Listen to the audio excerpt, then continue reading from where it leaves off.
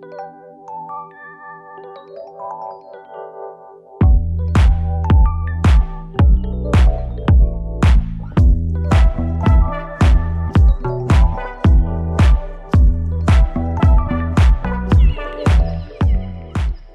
terms of today, for the object project, where are you thinking we might shoot?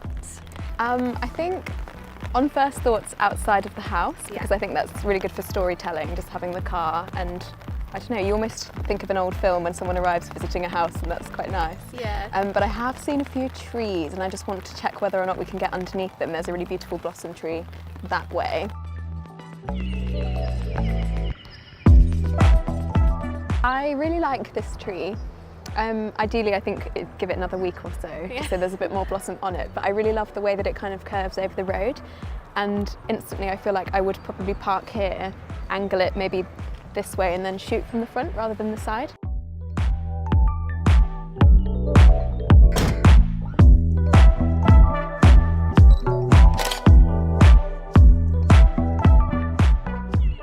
With all the homes you go to, what story do you feel like this house has to tell?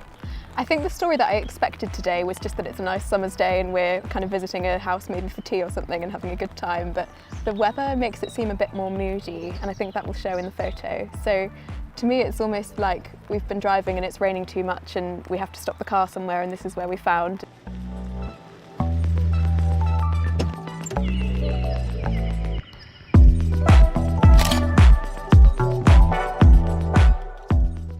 When did you start taking Instagram and photography seriously then? I think I started Instagram in 2010 and I didn't take it very seriously at all. And back then it was iPhone only, so there wasn't much, I guess, creative freedom beyond the phone. And then a few years later, I felt quite limited when they introduced the option to use a DSLR. So I decided I just did a crash course in photography and kind of tried to get to grips with it in a day. And after that, just fell in love with it. And that was maybe 3 years ago. And your style kind of has this overarching vintage feel to it. When did that develop, and did you kind of cultivate that intentionally, or did it just kind of grow organically? It was completely an accident and completely organic. I think it was just as I developed an interest in taking photos of homes and gardens, it felt like the vintage vibe just suited the environment. So when you first started taking Instagram seriously, were there any particular accounts that you kind of looked up to or looked to for direction? There's quite a few actually, and they're still going now. So Hannah Argyle was one. She's been doing this for as long as I can remember. Humphrey and Grace. And both of them have got quite a floral style. So I think at the beginning I was more interested in, I guess, taking inspiration from them and taking photos of flowers. And I guess maybe they were the reason that I got outside, because they were taking photos in fields and things. And that it kind of grew from there. For people going out and taking on the Object Project Challenge, what advice would you give to them? I think the first thing would be just to get out there and just scout for nice places. And that will be if you're parking a car. If you're going to be looking for cars that are already parked, it's just a matter of walking until you find them. And I think it is possible actually to use Instagram and check the hashtags such as solo parking and see if you can find one near you, and then just take your own perspective of it, maybe shift the angle, change the lens, change the way that you grade the colours, that sort of thing.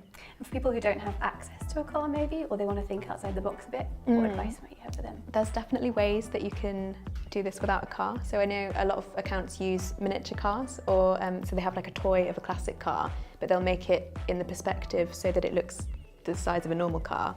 And I think that gives you so much more flexibility, because you can take it to maybe like a National Trust house where you wouldn't be allowed to park a car outside of the front of the house. So definitely play around with that.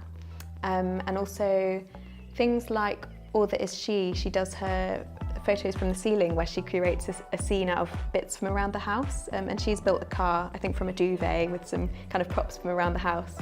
So there's definitely ways that you can make a car if you don't have one.